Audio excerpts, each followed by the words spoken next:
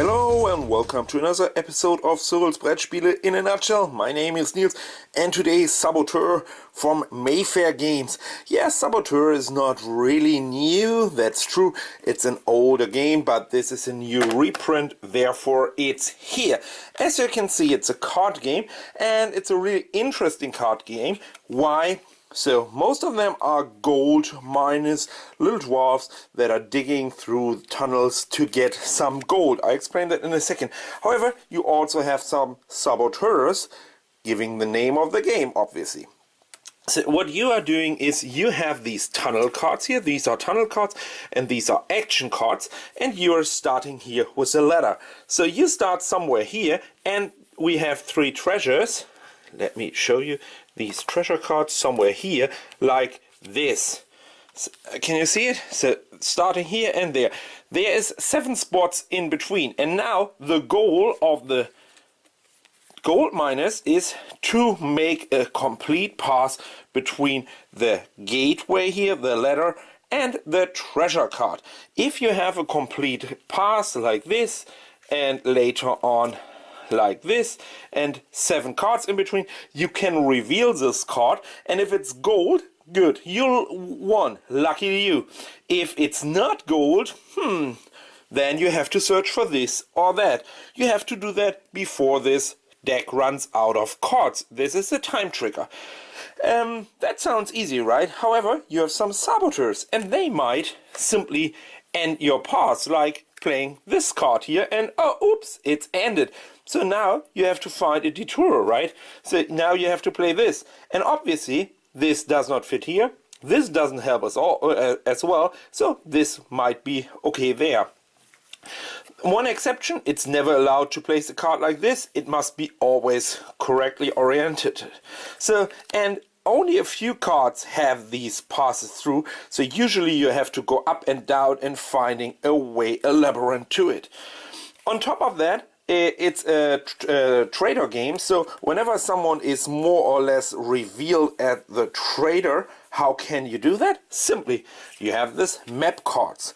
With this map cards, you can peek under these cards here, under the gold cards. And again, only one of these 3 here has treasure on it. This one has a stone.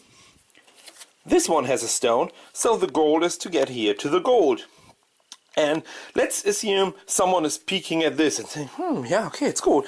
If he's a traitor, he might lie. If he's the good guy, he might say the truth. And also, when you place a thing like this, this looks very traitorish. So over the course of the game, you figure out who is a traitor and who not. And then you simply try to block the traitors. When you have this one in front of you, you're in the darkness, and to play another pass card, another card in the labyrinth, you have to unlock and overcome this darkness. How can you do that? With this green card, this for an example, gives you a new pickaxe when you have a pickaxe action in front of that. However, you're always allowed to play action cards even if you are blocked. And there's one last card that is really cool. This allows you to remove one of the cards in the game. If you are on Team Good Guys, you might be interested in taking this piece away. So now you have an open walkway. If you are the traitor and you have an almost complete pass here, why not taking out a keystone here like this? And later on in the game, if it's like this, we have to find another junction to get in there. Of course, you can also trying to find a detour like this or that, but that's even harder. Again, you play that until the time trigger runs out. When you reach the gold, simply each gold miner takes one of these treasures. There's a key how you get them. Don't go too deep into this right now at this point, but you collect gold cards. These are gold cards. If you are the traitor, if you are the saboteur, you get even more because it's harder. And of course it's scaled, so for an example, for 7 players you might have 3 saboteurs in, might be 2, you get always 1 card more, one of these roll cards more than players.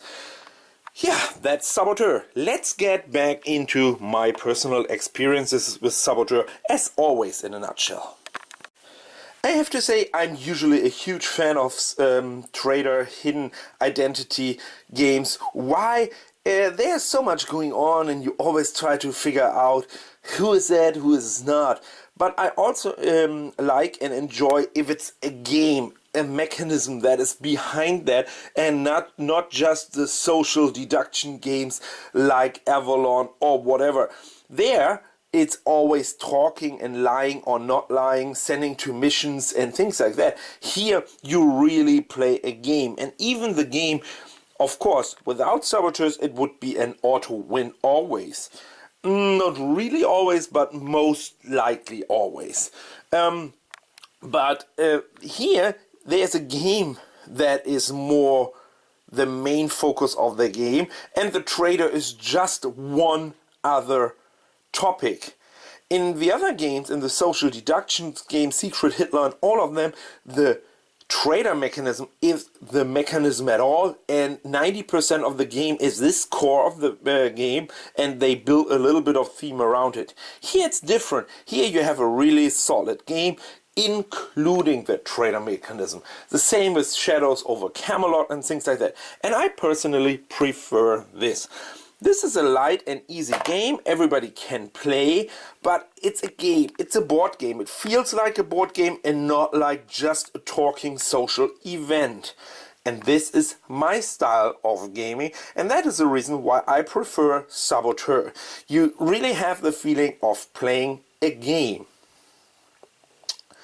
Yeah, that was my personal view of Saboteur, including my personal experiences. And now I would say, let's go over to the next game. My name is Nils, Cyrils Brettspiele. See you next time.